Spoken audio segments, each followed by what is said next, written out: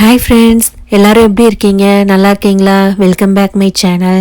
இன்றைக்கி நம்ம சேனலில் சிம்பிள் பட் ரொம்ப டேஸ்டான ஹெல்த்தியான ரெசிபி தான் பார்க்க போகிறோம். இந்த லாக்டவுன் டைமில் வெஜிடபிள்ஸு மளிகை பொருட்கள் எல்லாம் வாங்க வெளியே போகவே முடியாது. ரொம்ப சிரமமாக இருக்கும். அப்படி வெளியே போகிறதா இருந்தாலும் கொஞ்சம் பயமாகவும் இருக்கும்.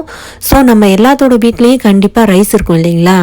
நம்ம மதியம் நம்ம சாதம் சாப்பிட்டு மீதமான சாதம் இருந்தாலும் சரி, அடுத்த நாள் நம்ம பழைய சாதம் இருக்கும் இல்லைங்களா, அது இருந்தாலும் சரி போதும். அதுக்கப்புறமா நம்மக்கிட்ட வெஜிடபிள்ஸு எந்த கீரைங்க இருந்தாலும் சரி, அப்படி உங்ககிட்ட வெஜிடபிள்ஸு கீரை இல்லைனாலும் நீங்கள் வெறும் பழைய சாதம் வச்சு கூட நீங்கள் செய்யலாம். இந்த சூப்பரான ஹெல்த்தியான ரெசிபியை எப்படி செய்கிறது அப்படின்ட்டு வீடியோக்குள்ளே போய் பார்க்கலாம் வாங்க. அதுக்கு முன்னாடி ஒரு சின்ன ரிக்வெஸ்ட்டு, என் சேனலை நீங்கள் இன்னும் சப்ஸ்கிரைப் பண்ணலைன்னா மறக்காமல் சப்ஸ்கிரைப் பண்ணி பக்கத்தில் ஒரு பெல் ஐக்கான் இருக்கும், அதையும் கிளிக் பண்ணி ஆல்ற ஒரு ஆப்ஷன் இருக்கும், அதையும் கிளிக் பண்ணி வச்சுக்கோங்க. அப்போ தான் நான் போடுற வீடியோவை மிஸ் பண்ணாமல் பார்க்கலாம்.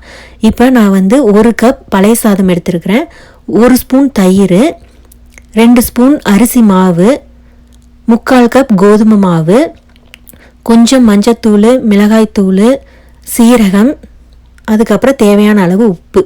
நான் வெங்காயத்தை பொடிசாக கட் பண்ணி வச்சுருக்கேன். அதுக்கப்புறம் கொத்தமல்லி கருவேப்பிலையும் பொடிசாக கட் பண்ணி வச்சுருக்கேன். கேரட்டை துருவி வச்சுருக்கேன். பூண்டு நல்லா துருவி வச்சுருக்கேன். இஞ்சியையும் துருவி வச்சுருக்கேன். இதுதான் இதுக்கு தேவையான பொருட்கள். இப்போ பழைய சாதத்தை நம்ம தண்ணி எல்லாத்தையுமே ட்ரைன் பண்ணி எடுத்துக்கலாம், அதாவது வடிகட்டி எடுத்துக்கலாம். கொஞ்சம் கூட தண்ணி இருக்கக்கூடாது, நல்லா வடிகட்டிடுங்க. நான் ப்ரௌன் ரைஸ் தான் இன்றைக்கி யூஸ் பண்ணுறேன். உங்கள்கிட்ட ஒயிட் ரைஸு எந்த ரைஸாக இருந்தாலும் நீங்கள் யூஸ் பண்ணிக்கலாம். இப்போ வடிகட்டின ரைஸை நம்ம ஒரு பவுலில் போட்டுட்டு, நம்ம துருவி வச்சுருக்கிற பூண்டு, இஞ்சி, கேரட்டு, வெங்காயம் நான் சாப்பரில் கட் பண்ணியிருக்கிறேன். உங்கள்கிட்ட சாப்பர் இருந்தால் கட் பண்ணுங்கள், இல்லைன்னா கையிலேயே கட் பண்ணிக்கிங்க. அதுக்கப்புறம் கருவேப்பிலை, கொத்தமல்லி தழை. நான் 1 ஸ்பூன் தயிர் ஊற்றுறேன். ரொம்ப தயிர் ஆட் பண்ணாதீங்க, ரொம்ப சப்பாத்தி மாவு மாதிரி நம்ம பிசைய முடியாது. இதுக்கு தேவையான 1/4 டீஸ்பூன் மஞ்சள் தூள், உங்கள் காரத்துக்கு தகுந்த மாதிரி மிளகாய் தூள் ஆட் பண்ணிக்கிங்க, இல்லைன்னா பச்சை மிளகாய் ஆட் பண்ணிக்கிங்க. 1/4 டீஸ்பூன் சீரகம், தேவையான அளவு உப்பு. இதை போட்டு நல்லா மிக்ஸ் பண்ணி விட்டுடலாம். இந்த மாதிரி கையாலேயே நல்லா மிக்ஸ் பண்ணி விடுங்க. 2 டேபிள் ஸ்பூன் அரிசி மாவு ஆட் பண்ணிக்கிறேன். இதையும் போட்டு நல்லா மிக்ஸ் பண்ணி விட்டுடலாம்.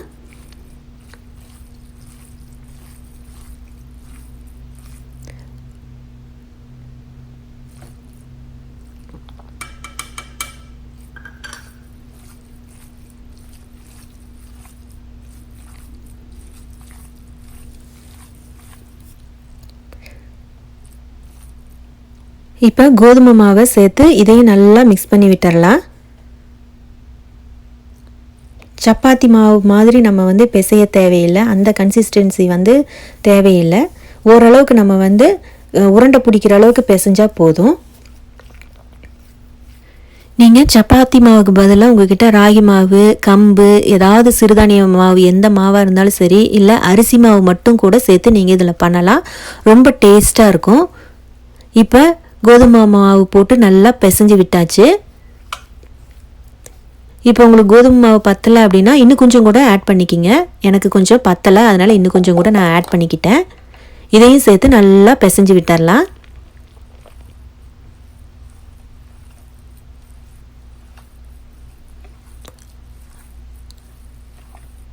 இப்போ 1 டீஸ்பூன் ஆயில் சேர்த்து நல்லா மிக்ஸ் பண்ணி விட்டுடலாம்.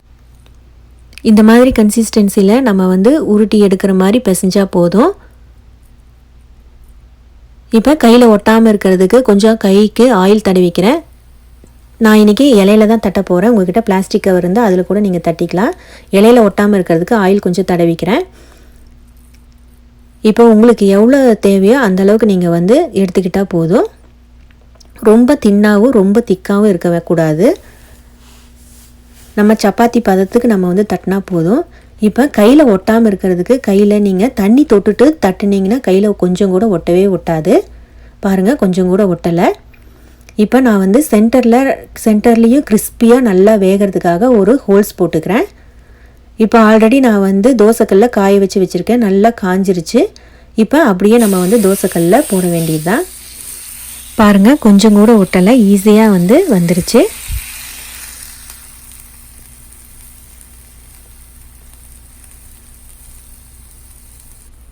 இப்போ ஆயில் வந்து ஊற்றிக்கலாம். சென்டரில் வேகிறதுக்காக அங்கேயே கொஞ்சம் ஆயில் ஊற்றிக்கிறேன். நல்லா கிறிஸ்பியாக வேகிற வரைக்கும் நல்லா நம்ம வந்து திருப்பி திருப்பி போட்டு வேக வைக்கணும். அடுப்பை மீடியம் ஃப்ளேம்லேயே வச்சுக்கோங்க. இப்போ ஒரு சைடு வெந்துடுச்சு. இப்போ திருப்பி போட்டுக்கலாம். பாருங்கள், பார்க்குறதுக்கே எவ்வளோ கலர்ஃபுல்லாக இருக்குது. இந்த சைடும் வேகிறதுக்காக கொஞ்சமாக ஆயில் ஊற்றிக்கிறேன். அவ்வளோதான், இந்த சைடு நல்லா வெந்துருச்சு. கொஞ்சம் திருப்பி திருப்பி போட்டு நல்லா கிறிஸ்பி ஆகிற வரைக்கும் பொறுமையாக வேக வச்சு எடுங்க. அப்போ தான் சாப்பிட்றதுக்கு ரொம்ப டேஸ்ட்டாக இருக்கும். எனக்கு இன்னொரு சேனல் ஒன்று இருக்குது, சனா மினியேச்சர் குக்கிங். அந்த சேனலில் நான் குட்டி குட்டி ஐட்டம்ஸ்லாம் வச்சு நான் வந்து குக் பண்ணியிருப்பேன். அந்த சேனலோட லிங்க்கை டிஸ்கிரிப்ஷனில் கொடுக்குறேன், போய் செக் பண்ணி பாருங்கள். உங்களுக்கு பிடிச்சிருந்ததுன்னா லைக் பண்ணி சப்ஸ்கிரைப் பண்ணி சப்போர்ட் பண்ணுங்கள். உங்கள் ஃப்ரெண்ட்ஸ் அண்ட் ஃபேமிலிக்கு ஷேர் பண்ணுங்கள். அவ்வளோதான் ஃப்ரெண்ட்ஸ், நம்ம வந்து சூப்பரான கிறிஸ்பியான பழைய சாதம் சப்பாத்தின்னு சொல்லலாம், என்ன வேணாலும் சொல்லலாம். நம்ம வந்து சூப்பராக ரெடி பண்ணிட்டோம். இப்போ அதை வந்து நான் ஒரு பிளேட்டில் மாற்றிடுறேன். இப்போ இன்னொரு சப்பாத்தி கூட நான் உங்களுக்கு வந்து போட்டு காட்டுறேன் பாருங்கள், பழைய சாதம் சப்பாத்தி. அவ்வளோதான், சூப்பராக வந்துடுச்சு பாருங்கள். இப்போ வேகிறதுக்காக கொஞ்சமாக ஆயில் ஊற்றிக்கிறேன். நீங்கள் இதை ஈவினிங் டைமில் ஸ்நாக்ஸாக கூட நீங்கள் வந்து செஞ்சு கொடுக்கலாம். அவ்வளோ டேஸ்ட்டாக ரொம்ப சூப்பராக இருந்தது. இதுக்கு நீங்கள் தொட்டுக்கிறதுக்கு வெறும் ஊறுகாய் மட்டும் நீங்கள் வச்சு சாப்பிட்டா போதும், ரொம்ப டேஸ்ட்டாக இருக்கும்.